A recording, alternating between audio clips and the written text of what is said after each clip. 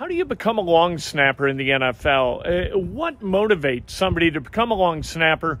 How long can you last as a long snapper? How do you execute the responsibilities of being a long snapper? We don't talk to long snappers very much.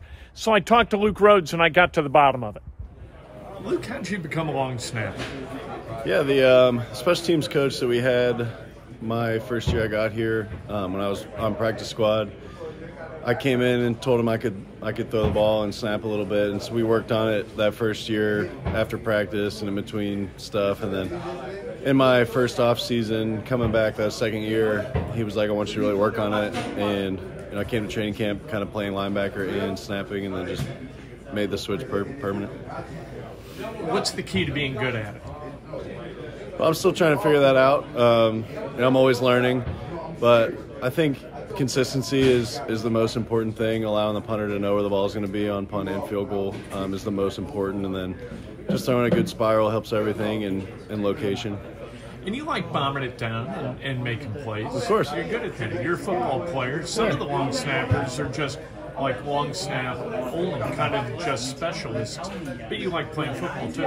Right, of course. I mean, that's kind of why I won the job in the beginning. Coming from playing linebacker, I had the athleticism to be able to block and run and be a factor in coverage, and that just kind of gives the other team someone else to game plan for and know that I'll be down there if they leave me unblocked. How challenging has this been with new guys, with Matt and with Chase, and kind of getting in rhythm with those guys? Yeah, luckily we've brought people in that are pros and have been around. Matt's been doing it a little while now and is really good at what he does, so that really made the transition easy. We kind of just picked up, hit the ground running with that. And then bringing Chase in, we worked together before in the past. He played for us in 2019 and then in training camp in 2020, and he's a good kicker and a good pro, so it's easy when guys know what they're doing and can handle their business. What'd you learn from Vinatieri? Everything.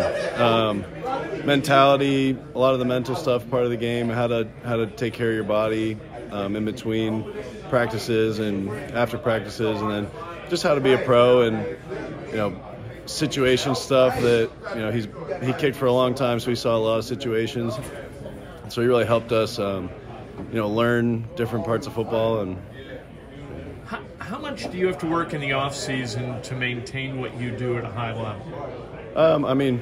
It's kind of just my lifestyle, like training and stuff. It's what I love to do, so get up 10 that snaps, makes it easy. Go get a cup of coffee, play golf. Yes, snap a couple days a week, and then I train as I would be playing linebacker, to keep my athleticism and strength and stuff like that, so that I can remain that factor in special teams. Do you get the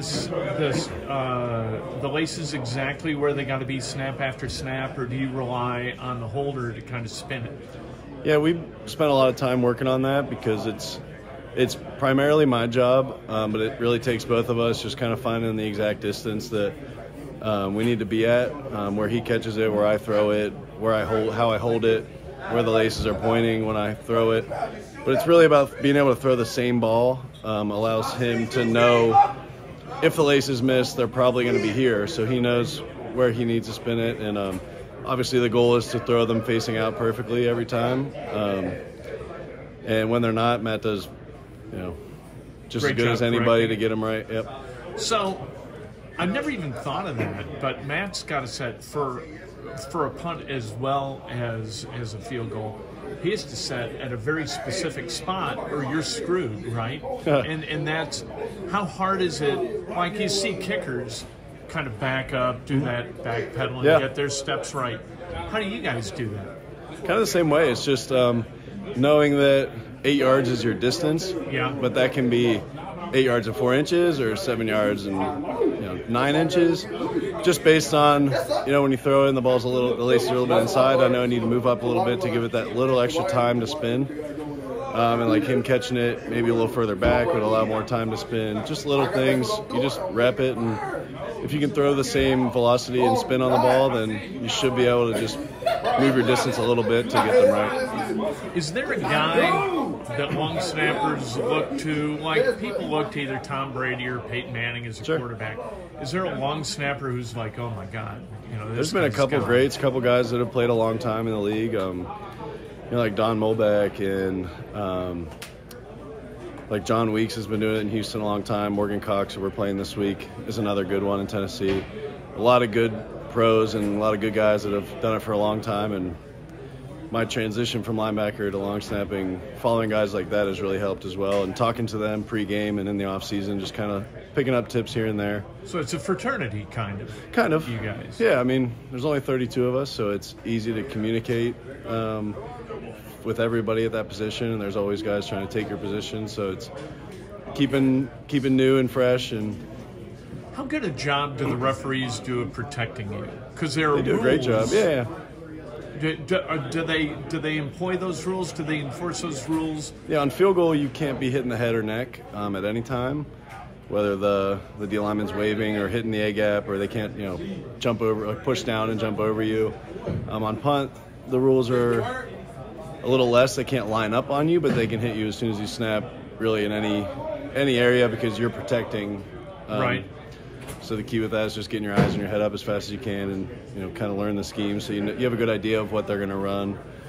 And the refs do a good job, just making sure that they really do a good job making sure they're not lined up on you. That's an point of emphasis. Is there a difference between having a left-footed punter and a right-footed punter for you? Not really. I mean, ideally, with Rigo, is trying to get on the right side of his body, but being able to keep it in the pocket is really just the goal. Are you good at darts?